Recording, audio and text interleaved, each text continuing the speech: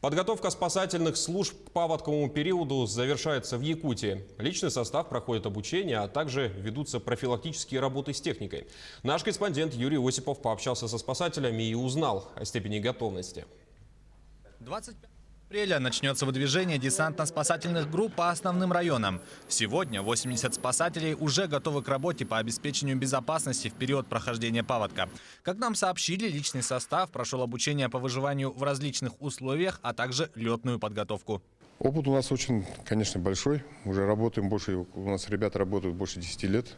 Есть, которые работают по 5 лет, но у них опыта уже за последний период паводковых работ, у них опыта очень много. Вот из-за этого они очень тщательно готовы. Вроде бы спокойно, ждем. Подготовка идет по всем направлениям. На случай возникновения заторов во время движения льда в городе Алдан создан запас взрывных веществ массой 20 тонн. Нами организованы аукционы по превентивным взрывным работам. И сейчас определен поставщик данных услуг.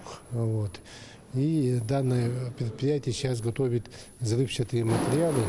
В активе спасательной службы республики 18 маломерных судов, также 16 единиц автотехники, предназначенные для перевозки грузов, личного состава и эвакуации населения. Спасательная техника находится в готовности круглый год, но перед каждым периодом паводка здесь проводятся профилактические работы. Заменяются все расходники, масла и фильтры.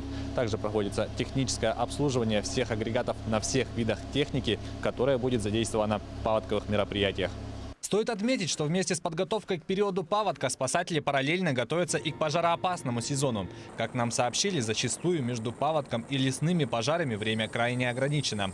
Важно, что спасатели вступают, когда опасность начинает грозить населению, когда очаг возгорания находится в 5 километрах от населенного пункта. Юрий Осипов, Джилустан Иннокентьев, Якутск.